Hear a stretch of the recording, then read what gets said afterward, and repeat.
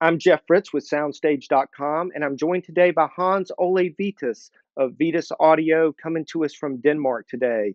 Vitus, how are you? I'm great. How are you? I'm good, and just so everyone knows, I met Vitus about 15 years ago. I'm thinking probably at a CES show, and way back when he told me to call him Vitus, which is his last name, and that is his preference. So just so that everyone is aware, this is Vitus of Vitus Audio. So Vitus, the first question that I have for you today is your new position with the company, and you are the CTO presently, which I think is the Chief Technical Officer of Vitus Yep. Audio, and your son is now the CEO of Vitus Audio. Tell us a little bit about how that transition took place and what it means for the company. Well, firstly, let me say thank you for inviting me for this interview, and secondly, explaining that in detail is going to be a very long story, but I'll try to be fairly short. I mean, I started with R&D. That's my that's what I like doing. It's not running a business. That's something I had to learn along the lines. And so for the past, I guess, 8 years at least, I really wanted to go back to being just an R&D, and not so much deal with the practicalities of running a business and running a production.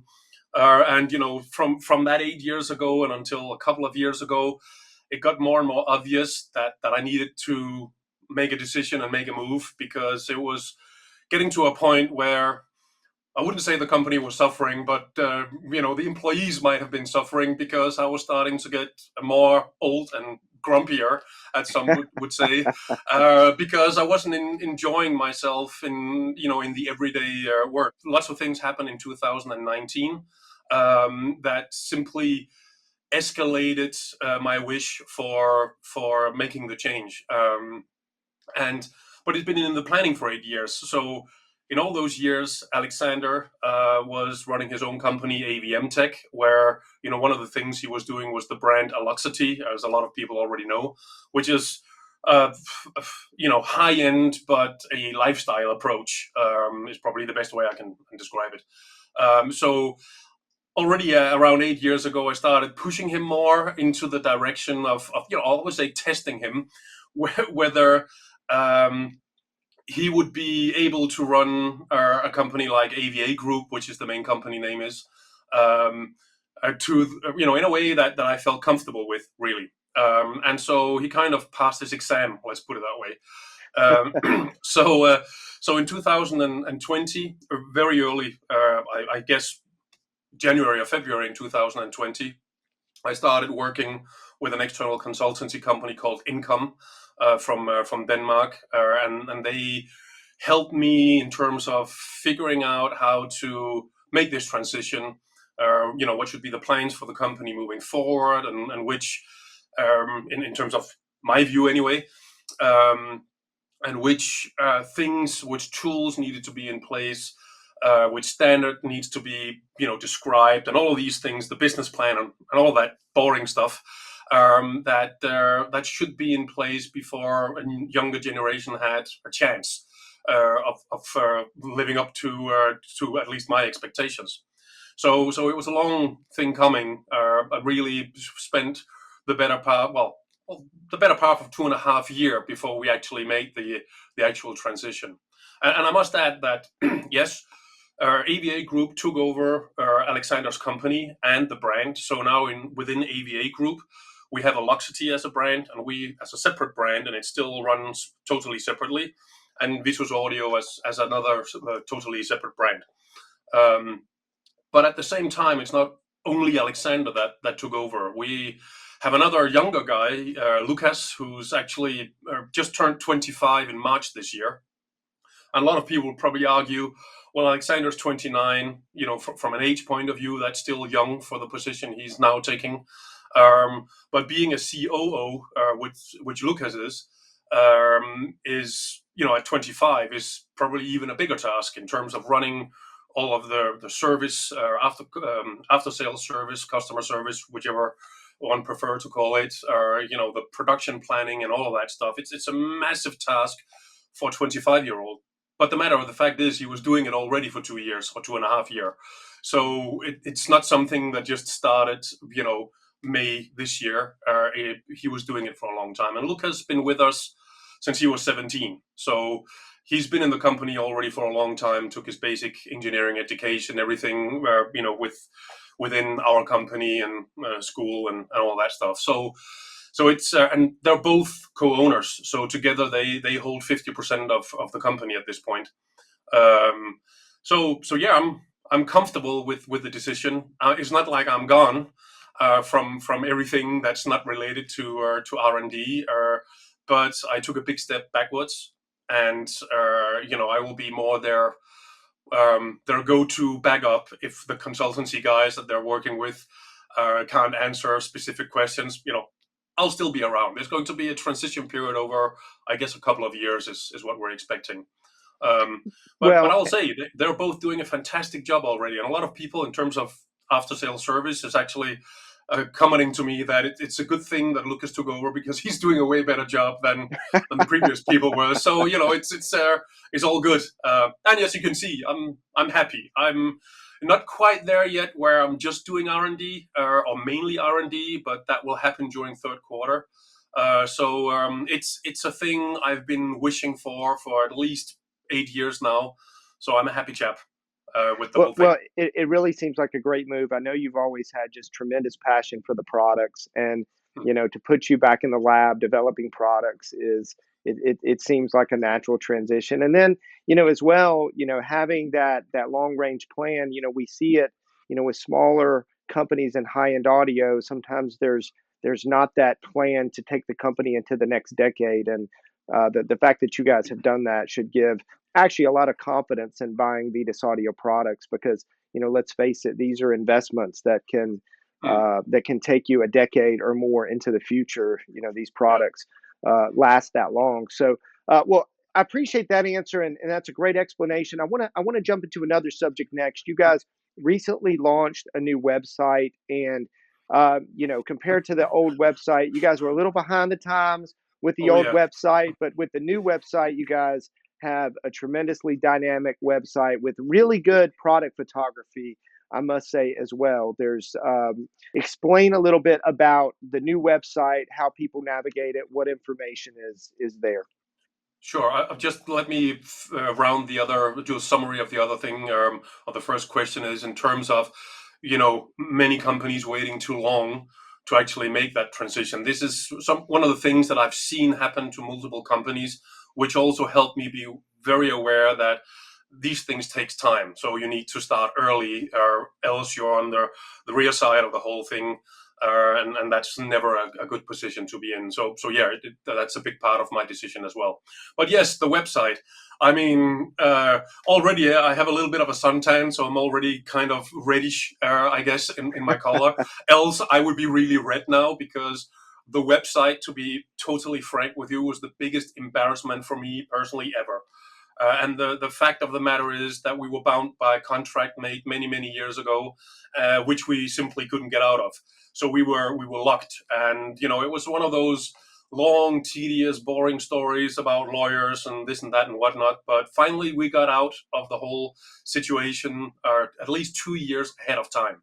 Else, we would have been stuck with the old website until end of 2023, which was not something obviously we wanted to do. But yes, it's another example of teaming up with the right people. And one of the things, I mean, this is another thing that the consultancy guys from Income helped us with a great deal, is trying to figure out which way we should go. Look into other. We don't call it luxury, but superlative brands, premium brands like car manufacturers like Koenigsegg from Sweden, or Pagani from Italy, or Patek Philippe, or Richard Mille, or whichever springs to mind. I mean, that's where we want to really go with our brand, or at least the brand Vitus Audio. Um, and it's an absolute incredible undertaking from both a time-consuming point of view, but also from a financial point of view, because building a really, really premium website just cost a lot of money. And so via Income, we kind of laid the foundation of where we wanted to go and what we should include, and the do's and don'ts pretty much. And we were talking to several different potential partners in Denmark, and there were some very very good ones in between them, doing websites and renderings for Audi and BMW and premium brands. But we ended up with the same scenario with all of them, is that with our website there needs to be quite a bit of technical stuff still, written stuff, wording that has to be in English. And that was kind of our it's a big challenge. So we actually ended up hiring or signing on to a UK agency called BAM, who's been handling pretty much everything when it comes to our new brand identity guide, our new logo, our new taglines, the new photography, and the complete design of the website. And currently, some would argue, rightly so, that the website is not done because there's product information sheets missing, there's manuals missing, and all these things, which is absolutely true. And that's because they're also being totally updated in both the graphical part, but also the content.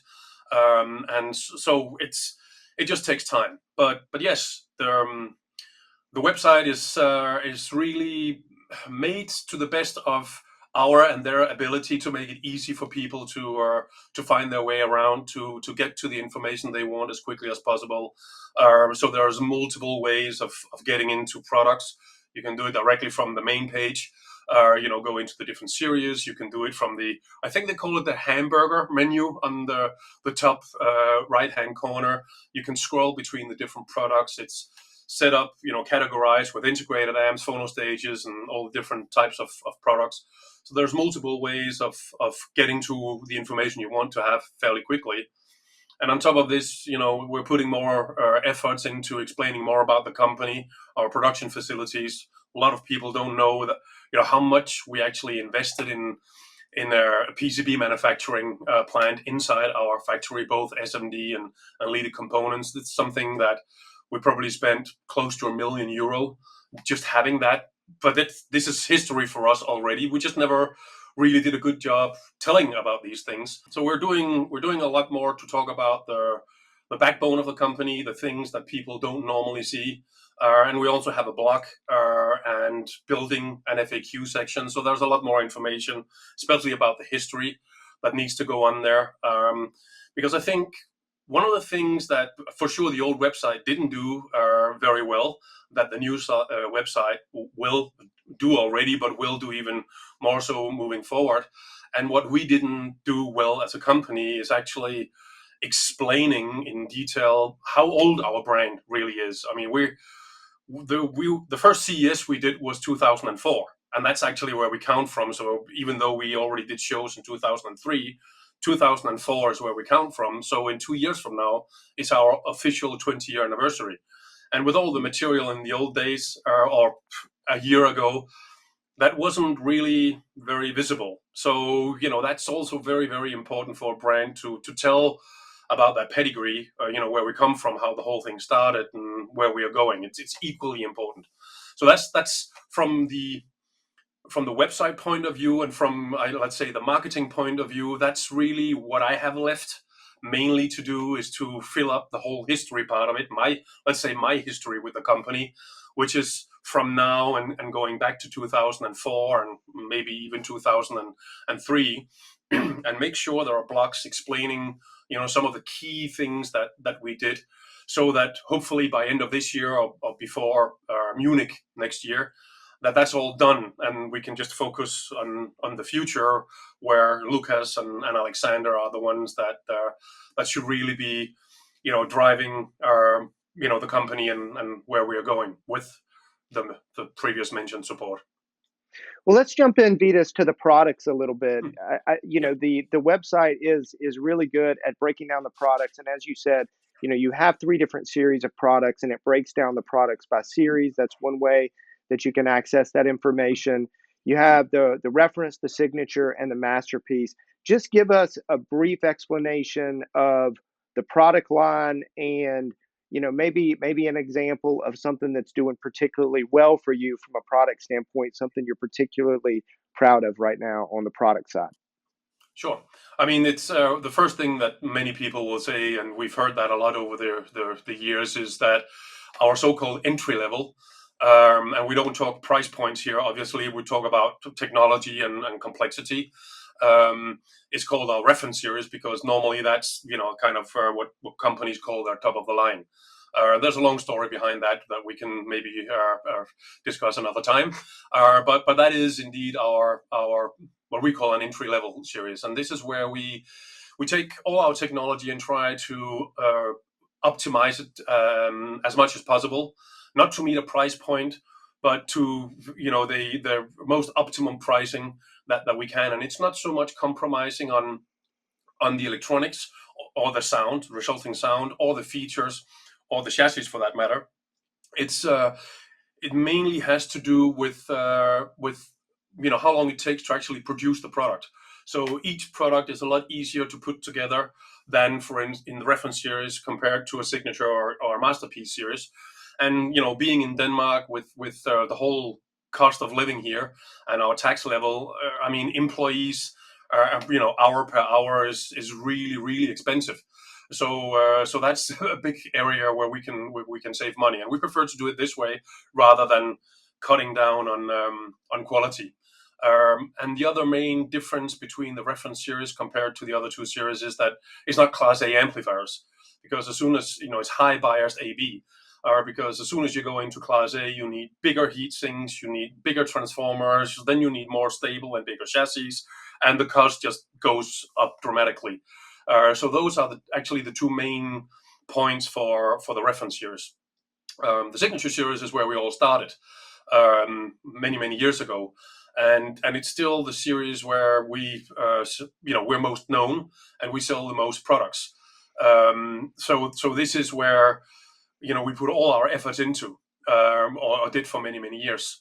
And I'll get back to that because it kind of ties in with the masterpiece series, because I never actually thought personally that there would be a masterpiece series, because the best that we could do was in the signature series. So when somebody don't remember, from a couple of or three different countries, our partners was asking for, we need something which is even more extreme.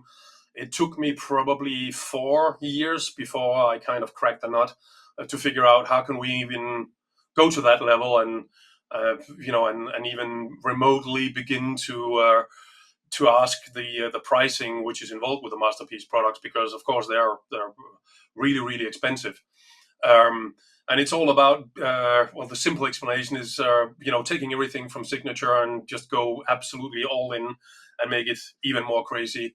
And a masterpiece mono amps is a good example that you had in the world's best audio system back in, I don't remember anymore, many years ago, that we started doing a four chassis pair of mono amps, where all the logic, or everything non-audio related, was in a chassis on its own, with a fully regulated power supply, even for the two different output stages, and just the chassis with the amplifiers was just the audio electronics and absolutely nothing else. So that's an example of how we just went into the absolute extreme and not compromising, because that is still it's a hybrid. It's two output stages with 100 watt Class A and about 500 watt Class AB RMS into I don't remember, 4 or 8 ohms. I think it's 8 ohms, but don't if I'm wrong, sorry. um, but it's a good example of how we work, coming back to the signature series, because as years progress and our technologies improves and we can do higher density because we have in-house SMD and leaded component production, we can do things that you can do a normally external EMS, but they're not normally not very interested, because it everything has to be done in a special way. The heating profile for solderings becomes very different as soon as you start adding bigger layers of copper and bigger layer. The boards generally get thicker and all of these things. So it's we can do that with ease. Well, ease, because we have the production in line, because we can optimize our whole setup for that. And all these things meant that we could do the SIO 30 in 2019, which basically incorporates some of that masterpiece mono amps regulated power supply and other features, or well, not features, but other technical solutions into the space of what is actually compared to what's in their very small integrated amplifier. But it's not small by any means. It's quite big, and it's 63 kilos. But it's absolutely packed. There's no extra space for anything in there. But this ties back to the fact that we can align our production with the let's say the way that we do the boards, which is not necessarily a normal way of doing it, with very high integration and lots of other things. Now, Vitus, let me So jump in. Let me jump in and just ask you this. So, what you're explaining about the in-house capabilities that you guys have in terms of PCB manufacture, and some of the, probably, like you said, the circuit solutions that you've been able to implement now with this increased capability in-house, would you say that the current signature products, for example, it sounds like they're probably way better than what you guys produced, 10, 12 years ago, as a for instance? Is that a fair assessment? yes, in fact, this is how we realize that we have to do an upgrade from time to time, and why we've been working a lot on especially the Masterpiece line stage. Because when we introduced the SL103 some years back, and did a few tweaks on that over the years, we realized, doing a direct A/B comparison with the at that time current Masterpiece line stage, that there were some things that we needed to attend to, let's say, and that caused an upgrade on the Masterpiece line stage. So this is very much the truth, and this is how we design today. So one of the things that I know I'm jumping into the next question there, but one of the things that I'm going to attend to, at least from early next year, is upgrading products in the Masterpiece series. And after some time, when we figure out how to scale that down with at least the same quality, that will then move into the signature. And what we have in the signature today, in terms of solutions and specific technologies, will then trickle down into the reference series. I guess this is quite normal to do, and this is how we work as well. So, Well, so let me yes, this just is very ask much. that. Let me just ask that question then, just so that people can follow the conversation. Vitus Audio, it's and just so everyone knows, and I do want to make this known. In about a week, a little less than 2 weeks, I'll actually be in Denmark at the Vitus Audio factory, and I'll be able to witness some of this increased capability in your manufacturing firsthand. I'm super looking forward to that, and it Us too. really also points to what you guys are going to be doing in the future. And so the final question, and you really did give us a sneak peek, but maybe you can expand on it, is what can we expect from Vitus Audio in the rest of 2022 and into 2023? Well, the primary focus for us right now is updating our DAC streamer solution, because before the whole world situation, during second half 2019, the streaming module that we were using was obsoleted, and this was just as we was getting ready to send our products to Rune certification, which a lot of people is asking about, and obviously that created a whole mess from us, even though we did communicate very clearly to all our partners. You can still read reviews. For instance, the customer just told us, and he's absolutely right on the money when it comes to that. There are reviews on our website that says that, for instance, the RI 101 has a DAC streamer, and there is support for Rune on that DAC streamer, which was the case when the review was being written. But since 2019, that was not the case, because the product was obsoleted, and since we don't go into Rune certification because of that, obviously the support for Rune expires. So that is almost that's in the final stages, let's say. And so that's the first priority, to finish that, and we hope that we will be in full production during September or October, and it's going to be for the existing DAC streamer solutions that we have out there, which is the RI 101, the RD 101, or the SIO 30 DAC streamer, and the SDO 25. That all has streaming capabilities. There will be an upgrade available, so which is going to be not very expensive, because it's an add-on board with a new DAC streamer module. Um, not the DAC streamer module, but an add-on board with a new streaming module and a software update, and everything should be running smoothly. So that's the first thing. Apart from that, we are going to build a complete new, not a complete new, but we're going to finalize the roadmap for both Vitus Audio and obviously also now our Luxity moving forward to be able to communicate quite well, easily and more easy to understand, I would say, especially when it comes to the SL103, which is signature line stage, and it's the third revision of the 100, which was the first. I mean, these things, probably me and a couple of others understand them, and for everybody else, it's probably a little bit confusing. So a roadmap is going to help a little bit with that. So that should be finalized within third quarter.